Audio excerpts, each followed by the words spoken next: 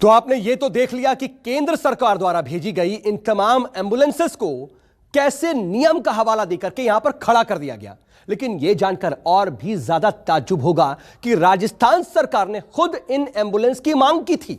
देखिए आखिर क्यों और कितनी जरूरी है यह एम्बुलेंस।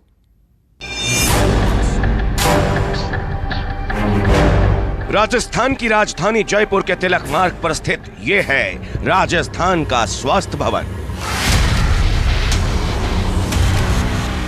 सूबे के स्वास्थ्य मंत्री यहां बैठते हैं, स्वास्थ्य विभाग के अधिकारी बैठते हैं। 7 करोड़ की आबादी की स्वास्थ्य की जिम्मेदारी इसी भवन पर है। इसमें बैठने वाले हर बाबू साहब पर है, लेकिन सब के सब ने अपने नेत्र लोचन पर काली पट्टी बांध रखी है। हम ऐसा क्यों कह रहे हैं अब वो समझाते हैं। ये तस्वीरें देखिए, ये किसी कबाड़ खाने की तस्वीर नहीं है, बल्कि स्वास्थ्य भवन के अंदर के पार्किंग का मंजर है। अच्छी खासी एम्बुलेंस खड़ी खड़ी भंगार बन रही है। कई तो दम तोड़ चुकी हैं और कई अपनी आखिरी सांसें गिन रही हैं। इस एम्बुलेंस को देखिए, इसकी पहचान की पपड़ियां निकलती जा रही हैं। इस एम्बुलेंस के अस्तित्व पर जंग चढ़ती जा रही है। यह एम्बुलेंस कल तक मरीजों का इलाज कर रही थी, लेकिन आज खुद ही लाइलाज है। आज कीड़े मकोड़ों का आशियाना बन गई है। मैं कुछ एम्बुलेंस की तस्वीर आपको दिखाता हूँ। ये राजस्थान के स्वास्थ्य भवन में एम्बुलेंस खड़ी है, यानी कि जहाँ पर अधिकारी बैठते हैं, मंत्री बैठते हैं। ये एम्बुलेंस है, ये आप देख सकते हैं किस हालत में ये यहाँ खड़ी है। इसका कोई उपयोग नहीं है और पिछले 3-4 साल से इसी तरह से ये एम्बुलेंस खड़ी है कचरों के बीच में। और इस एम्बुलेंस के अंदर यदि मैं आपको दिखाने की कोशिश करूं तो अब ये पूरी तरह कचरा पात्र में या कचरा बास्केट में तब्दील हो गया है। ये फिर केंद्र सरकार ने और भेजा है टीबी के लिए ये गाड़ियाँ। ये सभी वो एम्बुलेंस हैं और इनकी हालत बताने के लिए शायद काफ़ी है कि पिछले 2-3 साल से इन्हें कभी चलाया ही नहीं गया। चलाना तो बहुत दूर की बात है, इनके दरवाजे तक को शायद कभी नहीं खोला गया है। विडंबना तो यह है कि स्वास्थ्य भवन में खड़ी 4 एम्बुलेंस ऐसी हैं जिसकी इस वक्त राजस्थान की जनता को बहुत ज्यादा जरूरत है, लेकिन बस अपनी नंबर प्लेट की वजह से उसे खड़ा कर दिया गया है। जी हां, सिर्फ नंबर प्लेट की वजह से। हाईटेक उपकरणों से लैस ये 4 एम्बुलेंस राष्ट्रीय स्वास्थ्य मिशन योजना के तहत केंद्र सरकार ने राजस्थान में भेजी थी। इन गाड़ियों को राजस्थान सरकार की डिमांड पर भेजा गया था। साल 2018 में राजस्थान पहुंची ये चारों एम्बुलेंस 3-4 महीने तक तो इलाज के लिए शहर गांव दौड़ती रहीं। फिर इनकी रफ्तार पर अचानक ब्रेक लग गया, इनका चक्का जाम हो गया। करीब 2.5 साल से ये यूं ही खड़ी हैं। ये स्वास्थ्य भवन की पार्किंग में पड़ी हैं, जंग खा रही हैं।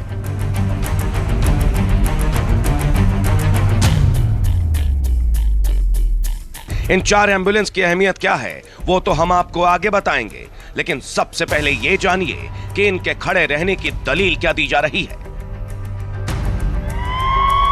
केंद्र सरकार ने जो 4 एम्बुलेंस भेजी हैं वो दिल्ली और यूपी में रजिस्टर्ड है। इनमें से 3 पर यूपी का नंबर प्लेट है और 1 पर दिल्ली का। दलील ये दी जा रही है कि बाहर की गाड़ियों को पहले राजस्थान में रजिस्टर करना होगा, इसके बाद ही ये चल पाएंगी। उसमें थोड़ी टेक्निकल प्रॉब्लम है। वो 3 गाड़ियां हमारी यूपी के रजिस्ट्रेशन की हैं। हमारी लगातार कोशिश है, यूपी का जो हमारा सेक्शन है स्टेट टीबी ऑफिसर, उनसे भी हम लगातार संपर्क में हैं और भारत सरकार से भी हम लगातार संपर्क में हैं। अभी कोशिश है कि हम ये गाड़ियां वहां जाए बिना इनको राजस्थान का नंबर मिल जाए, क्योंकि वहाँ यूपी गाड़ियों को ले जाना थोड़ा मुश्किल भरा काम है। कोशिश है हमारी कि वहाँ जाए बिना ये गाड़ियों का हमारे को नंबर मिल जाए। स्वास्थ्य अधिकारी की दलील में भी कितना दम है उसकी हवा हम निकालते हैं। अधिकारी दावा कर रहे हैं कि बिना रजिस्ट्रेशन की ये गाड़ियां राजस्थान की सड़कों पर नहीं दौड़ सकती हैं। तो जरा ये बताएं कि शुरुआती 3-4 महीनों में ये कैसे दौड़ती रहीं? क्या नियम तब नहीं थे? हालांकि ये नियम तो सही है, लेकिन ये सिर्फ कमर्शियल यानी पीली नंबर प्लेट वाली गाड़ियों पर लागू होता है। केंद्र सरकार की तरफ से जो एम्बुलेंस आई है उनमें से 2 पीली नंबर प्लेट वाली हैं और 2 सफेद नंबर प्लेट वाली यानी प्राइवेट व्हीकल है। यानी 2 एम्बुलेंस तो बेरोक टोक चल सकती हैं, लोगों की जान बचा सकती हैं। लेकिन हकीकत क्या है वो तो आप खुद अपनी आंखों से देख रहे हैं।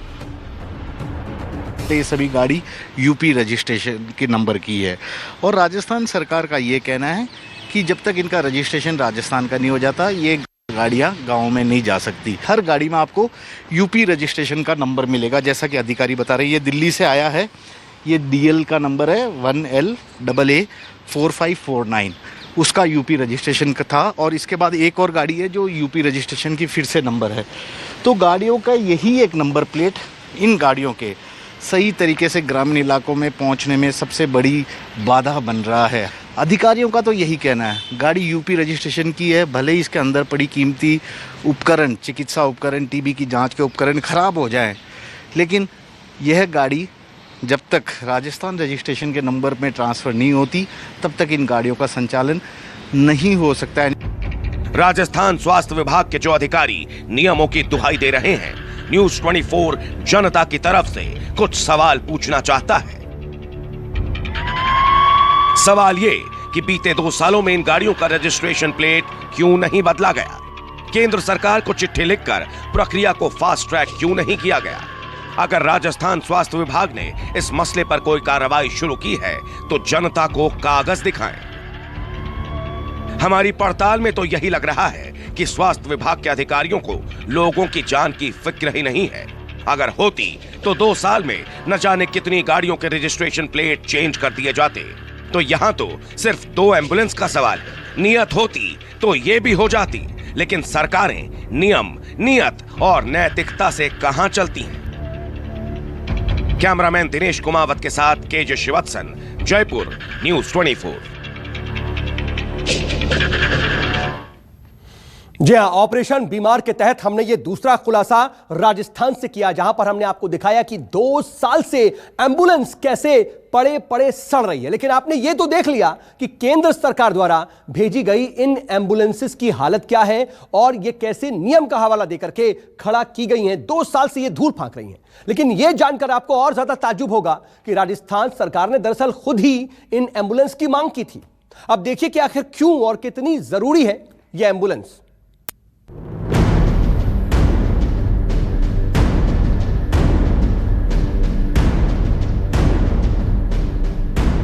ढाई साल से राजस्थान के स्वास्थ्य भवन में 4 एम्बुलेंस खड़ी हैं। नंबर प्लेट रजिस्ट्रेशन की वजह से ये चल नहीं पा रही हैं। 2.5 साल में स्वास्थ्य विभाग के किसी भी अधिकारी ने इसका रजिस्ट्रेशन प्लेट बदलवाने की जहमत तक नहीं उठाई।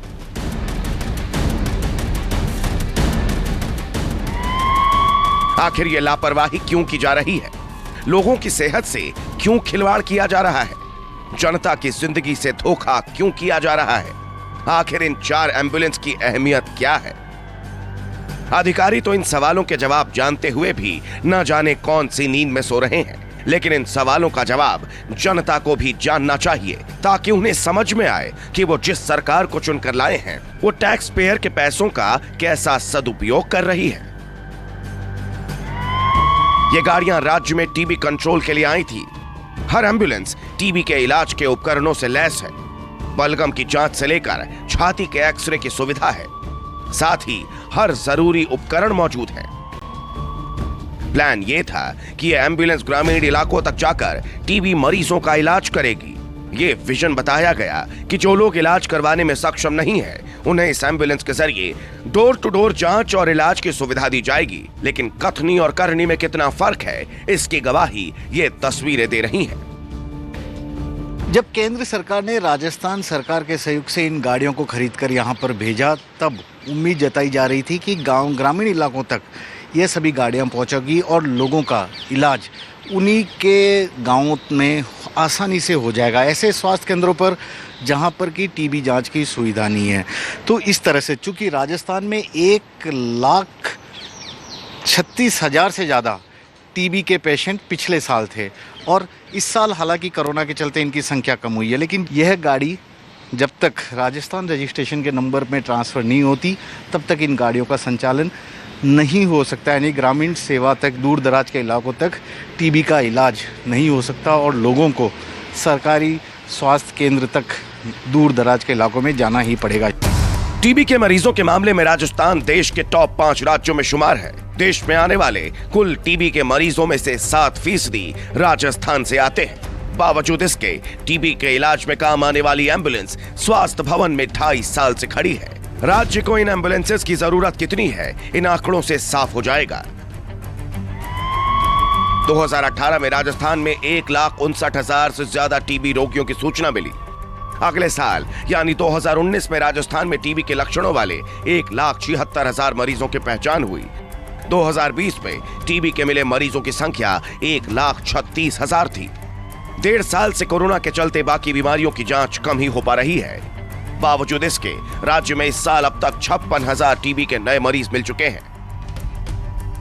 टीबी के मरीज बढ़ते ही जा रहे हैं। स्वास्थ्य विभाग पर मरीजों के इलाज के लिए बोझ बढ़ता जा रहा है, लेकिन विभाग है कि बाहर से आई मदद को भी जनता तक नहीं पहुंचा पा रहा है। ऐसे में अगर राज्य में टीबी की वजह से एक भी जान गई तो इसका जिम्मेदार राजस्थान का स्वास्थ्य विभाग होगा। स्वास्थ्य मंत्री होंगे, स्वास्थ्य विभाग के अधिकारी होंगे। कैमरामैन दिनेश कुमावत के साथ केजे श्रीवात्सन, जयपुर, न्यूज 24। दो बड़े खुलासे और अब बारी है ऑपरेशन बीमार में तीसरे बड़े खुलासे की। तीसरी बड़ी खबर है पश्चिम बंगाल से। पश्चिम बंगाल के आसनसोल में नगर निगम की बड़ी लापरवाही कैमरे में कैद हुई। यहां पर 30 गार्बेज वैन खड़े खड़े खुद कूड़ा बन गई हैं। 3 से यूं ही खड़ी हैं गार्बेज वैन काफी वक्त से, और यहां जनता के 1.5 करोड़ रुपए को यूं ही बर्बाद कर दिया गया।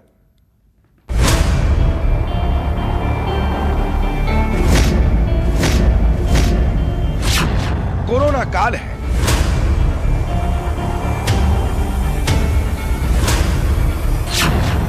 बारिश से बंगाल पे हाल है।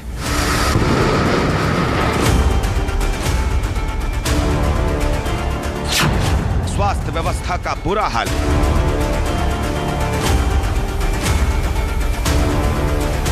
बंगाल में घोटाले का जंजाल है।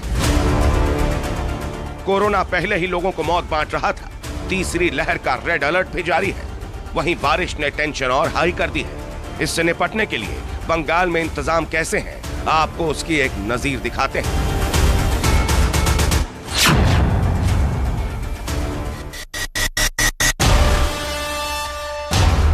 पश्चिम बंगाल की राजधानी कोलकाता से 200 किलोमीटर दूर आसनसोल में कूड़ा उठाने वाली गाड़ियों के नाम पर नगर निगम ने जो कूड़ा फैलाया है, उसे देखकर आपका दिमाग हिल जाएगा। अव्यवस्था कितनी फैली है, उस पर विश्वास करना मुश्किल हो जाएगा।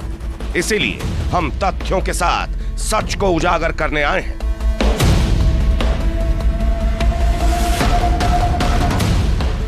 तस्वीरों में कतार में खड़ी ये गाड़ियां गार्बेज वैन है। शहर का कूड़ा कचरा साफ हो सके इसीलिए ये खरीदी गई थी, लेकिन 3 साल से ये ज्यों की त्यों खड़ी हैं। खड़ी ही नहीं, सड़ रही हैं। एक तो नहीं बल्कि पूरी की पूरी 22 मिनी वैन। यकीन ना हो तो गिन लीजिए, मुश्किल नहीं है। आसनसोल में पिछले कई दिनों से लगातार बारिश हो रही है। बारिश को लेकर कई जगह जल जमाव तो कई जगह कचरा जो है वो जमा हो चुका है। जिन कचरों को साफ़ करने में इन सब गाड़ियों की इस्तेमाल होनी थी, लेकिन ये गाड़ियां कचरा साफ़ करने के बजाय यहाँ 3 सालों से यहाँ खड़ी हैं।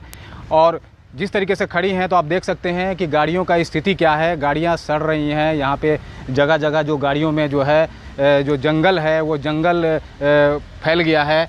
और हम आपको बता दें कि जिस तरीके से यहाँ पे जो सफाई व्यवस्था की अगर हम बात करें तो यहाँ पे सफाई व्यवस्था को लेकर कई लोग भी जो हैं वो भी लगातार काम कर रहे हैं, लेकिन इन गाड़ियों को जो जिस काम में लगाना चाहिए था वो ये गाड़ियाँ उस काम में नहीं लगकर यहाँ पे सड़ रही हैं। इसके अलावा करीब 8 बड़ी गार्बेज वैन भी यहीं खड़ी खड़ी सड़ रही हैं। लेकिन इन्हें चलवाने वाला कोई नहीं है। इन गाड़ियों की हालत भी देख लीजिए। गाड़ियों के टायर फ्लैट हो गए हैं। गाड़ियों के आसपास 7-8 फीट ऊंची झाड़ियां उग गई हैं। 3 साल से खड़ी इन गाड़ियों के आगोश में जंगल है। अंदर चले गए तो राह भूल जाएंगे। हम आसनसोल के उषाग्राम इलाके में हैं, जहां पे आसनसोल म्युनिसिपल कॉरपोरेशन एरिया का एक स्टोर है, जहां पे करीब छोटी गाड़ियां जो है वो 42 गाड़ियां यहां पे करीब 3 सालों से लगी हुई हैं। और अगर हम बड़ी गाड़ियों की अगर बात करें तो यहाँ बड़ी गाड़ियाँ जो हैं वो गाड़ियाँ करीब 16 गाड़ी यहाँ पे 3 साल पहले खरीदी गई थी, जिसमें से 8 गाड़ियाँ फील्ड में चल रही हैं और 8 गाड़ियाँ करीब 3 सालों से यहाँ पे खड़ी हैं। आप देख सकते हैं कि किस तरीके से ये जो नीचे जो है जो जंगल लगातार वो जो है गाड़ियों के अंदर तक पहुँच गया है और ये गाड़ियाँ जो सड़ने की स्थिति में पहुँच गई हैं और यूँ कहा जाए कि ये गाड़ियाँ सड़ रही हैं। इन्हें चलवाने की जिम्मेदारी है आसनसोल नगर निगम की, लेकिन नगर निगम ने 3 साल से इनकी सुध तक नहीं ली। यही वजह है कि सफाई कर्मचारी छोटी छोटी ट्रॉली में कूड़ा उठा रहे हैं। इन छोटी ट्रॉलियों में कितना ही कूड़ा उठता होगा और कितना शहर की गलियों में पड़ा रहता होगा, यह अंदाजा लगाना मुश्किल नहीं है। नगर निगम की 22 मिनी और 8 बड़ी गार्बेज वैन खड़ी हैं, यानी कूड़ा उठाने वाली कुल 30 गाड़ियां खुद कूड़ा बन गई हैं। इनकी लागत तकरीबन 1.5 करोड़ है।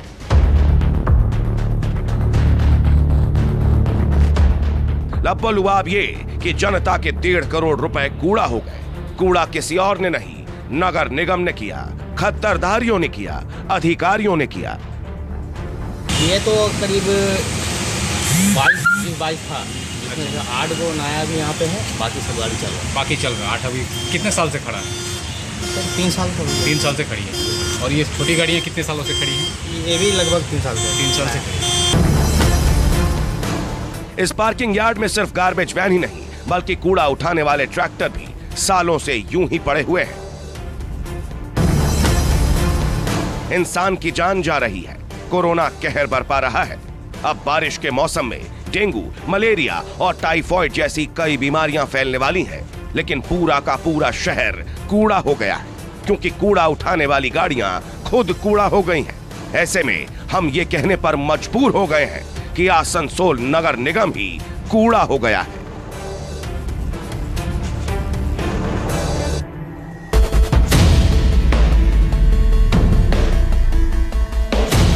जिन गाड़ियों को शहर का कूड़ा उठाना था, वो खुद शहर के कोने में कूड़ा बन गई हैं। लेकिन सवाल यह है कि ये कूड़ा फैलाया किसने, इसका जिम्मेदार कौन है? नगर निगम में जो लोग बैठे हुए हैं उनके सामने आज ये उन्हें जवाब देना ही होगा कि क्या प्यारा है उन्हें। आसनसोल प्यारा है, आसनसोल से प्यार है या अपनी कुर्सी से प्यार है? अभी जो एडमिनिस्ट्रेटर बैठा है, जो लोग बैठा है, वो लोग को इसके बारे में थोड़ा भी ध्यान नहीं है। हम लोगों को माल उठाने वाला जो मजदूर का ज़रूरत है, वो अभी वहन करने के लिए कॉरपोरेशन में ताकत नहीं है। मेयर, पूर्व मेयर, नगर निगम के अधिकारी, विपक्ष के नेता सब एक दूसरे के सिर इसका इल्जाम मढ़ने की फिराक में है। लेकिन इस बीच नुकसान किसका हुआ? आम आदमी का, जिसके टैक्स के पैसे को 3 साल से ऐसे ही खुले में सड़ने के लिए छोड़ दिया गया है। न्यूज़ 24 ने यह तय कर लिया कि जवाब मिले न मिले, सवाल तो हर उस शख्स से पूछना है जो इसके लिए जिम्मेदार है, जो इसे नजरअंदाज कर रहा है, जो इस पर एक्शन नहीं ले रहा है। सबसे पहले हम पहुंचे नगर निगम, तो सुनिए कैसा गैर जिम्मेदाराना जवाब मिला। हम लोग कोशिश करता है वो जो गाड़ी है जितना जल्दी हो वो सबको हम लोग काम में लगाने का, लेकिन हम लोग को एक तो मजबूरी है, जो ड्राइवर जो ये है, जो हम लोगों को माल उठाने वाला जो मजदूर का ज़रूरत है, वो अभी वहन करने के लिए कॉरपोरेशन में ताकत नहीं है। तो किस लिए मंगाया था, काहे मंगाया था, ये हम लोगों को मालूम नहीं है। ये परिकल्पना का अभाव था उस टाइम, इसलिए मंगाया था। तो हम लोग कोशिश करेगा जैसे वो बर्बाद ना हो। देखिए, ये हमारे जो पिछले बोर्ड का हमारे मेयर साहब थे, उनका बिना प्लानिंग का काम के चलते ये सब हुआ है। जो हमारे पिछले बोर्ड का मेयर है, वो आगे से ही तय कर चुके थे कि ये बीजेपी में जाएंगे, और इसीलिए बोर्ड को बदनाम करने के लिए, हमारे पार्टी को बदनाम करने के लिए ये सब बहुत दिन से वो चल रहा था। सुना आपने, पिछले मेयर ने किया था। ड्राइवर नहीं है, बहाने लाखों हैं। अगर कुछ नहीं है तो वो है जवाब। जनाब मान लिया कि पिछले मेयर ने गलतियां की, आपकी भी तो जिम्मेदारी बनती है डैमेज कंट्रोल करने की। करीब 100 दिनों से नगर निगम की कमान आपके हाथों में है। कूड़े में सड़ रही कूड़ा गाड़ियों को शहर का कूड़ा साफ करने लायक बनाने के लिए क्या कदम उठाए गए? सवाल पूर्व मेयर से भी पूछा जाना चाहिए, वही मेयर जिनके कार्यकाल में इन गाड़ियों की खरीदारी की गई। इसीलिए हम पहुंचे पूर्व मेयर के पास। आप इनकी दलील सुने, उसके पहले आप इनका परिचय जान लीजिए। नाम है जितेंद्र तिवारी, हाल ही में टीएमसी छोड़कर बीजेपी में शामिल हुए हैं। जब इनसे इन कूड़ा गाड़ियों का हिसाब मांगा गया तो इन्होंने अपना रोना और गाना दोनों एक साथ सुनाया। आप देख रहे हैं कि मिशन निर्मल बांग्ला के तहत जो गाड़ी खरीदे गए थे राज्य सरकार के निर्देश पर, म्युनिसिपल अफेयर डिपार्टमेंट के निर्देश पर, सारे बंगाल में लोग हर म्युनिसिपलिटी को उसके ड्राइवर के लिए, उसके लेबर के लिए पैसा दिया गया, लेकिन आसनसोल के लिए कहा गया कि आसनसोल में लोगों से ये पैसा लेकर इन ड्राइवर की और जो सफाई कर्मी है उनका वेतन दिया जाए। ये कभी संभव नहीं था और ये आज गाड़ी पड़े हुए हैं। बहाना हर किसी के पास है, लेकिन समाधान किसी के पास नहीं। जो रवैया आसनसोल नगर निगम का है वो खुल्लम खुल्ला ऐलान कर रहा है, कोई कुछ न करेगा। गाड़ियां सड़े तो सड़ जाएं, कूड़ा बन जाए या कूड़े में मिल जाएं, किसी को कोई फर्क नहीं पड़ता। कैमरामैन देवेंद्र प्रसाद के साथ अमरदेव पासवान, आसनसोल, न्यूज़ 24। तो ये हाल है आसनसोल का, लेकिन आसनसोल के बाद अब आपको पश्चिम बंगाल की राजधानी कोलकाता से भी बड़ा खुलासा दिखाते हैं, क्योंकि कोलकाता में प्राइवेट एम्बुलेंस चालक मनमानी कर रहे हैं। मरीजों से 10-10 गुना ज्यादा पैसा वसूला जा रहा है और ऐसा इसलिए हो रहा है क्योंकि सरकारी एम्बुलेंस की हालत काफी ज्यादा खराब हो चुकी है।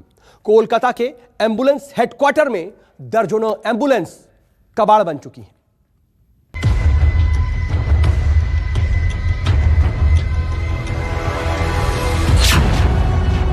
पश्चिम बंगाल में कोरोना ने 15 लाख से ज्यादा लोगों को अपनी चपेट में लिया। 17,758 लोगों को कोरोना लील गया, लेकिन अभी भी राज्य सरकार की आंखें नहीं खुली हैं। आम आदमी परेशान है, मरीज इलाज के अभाव में मर रहा है, क्योंकि अस्पतालों के बाहर बहुत बड़ा खेल चल रहा है, वसूली का खेल। कोलकाता के अस्पतालों के बाहर प्राइवेट एम्बुलेंस वाले मनमानी कर रहे हैं, 10 गुना ज्यादा पैसा वसूल रहे हैं। ऑक्सीजन नहीं जाएगा तो ऑक्सीजन तो 100 रुपये लगेगा, 700 रुपये होगा। 700 रुपये लगेगा। ट्रॉमा में इमरजेंसी में है, इमरजेंसी बिल्डिंग में है, ट्रॉमा नंबर ले लीजिए, होगा तो फोन कीजिएगा, गाड़ी लगा देंगे। कितना लीजिएगा? एक ही जगह भैया, आप देख सकते हो कि गाड़ी आपकी कितना दूर है, ज़्यादा दूर तो है नहीं। यहाँ से आपको मेडिकल छोड़ेंगे फिर हम यहाँ आएंगे। मेरा अप एंड डाउन का भाड़ा है, ठीक है, हम लोग का प्राइवेट गाड़ी है, हम लोग अप एंड डाउन नहीं कहाँ पकड़ते हैं। 300 रुपये जाने का, 300 रुपये आने का। 4 किलोमीटर के लिए 600 रुपए की डिमांड, यानी 150 रुपए प्रति किलोमीटर, जबकि सरकारी रेट के हिसाब से महज 60 रुपए होने चाहिए थे। पश्चिम बंगाल में एम्बुलेंस का रेट है 15 रुपए प्रति किलोमीटर, यानी सीधे सीधे 10 गुना ज्यादा वसूली हो रही है।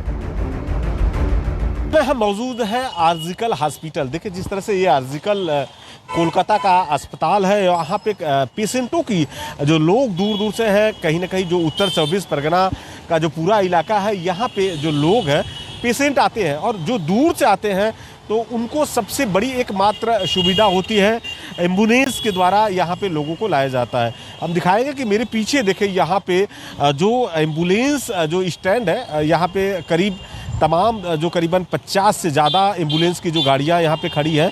और सबसे बड़ी चौंकाने वाली बात है कि जो एम्बुलेंस प्राइवेट पे चलती है उनके लोग भाड़ा तो वसूलते हैं, जो पेशेंट हैं, जो लोग जा रहे हैं, उनसे कहीं ना कहीं पैसा भी वसूला जा रहा है। नमस्कार, मैं हूं मानक गुप्ता। अगर आपको हमारा ये वीडियो पसंद आया हो तो इसे लाइक और शेयर जरूर करें, और हाँ, हमें सब्सक्राइब और फॉलो करना ना भूलें, ताकि आप देश और दुनिया की कोई खबर मिस ना करें। चाहे कोई ब्रेकिंग न्यूज हो या कोरोना वायरस से जुड़ी कोई भी अपडेट, पॉलिटिक्स हो या आपकी जेब से जुड़ी कोई खबर, इलेक्शन की कोई न्यूज हो, कोई कंट्रोवर्सी हो या फिर कोई वायरल वीडियो, सब कुछ मिलेगा न्यूज़ 24 पर। तो जुड़े रहिए हमारे साथ और देखते रहिए न्यूज़ 24।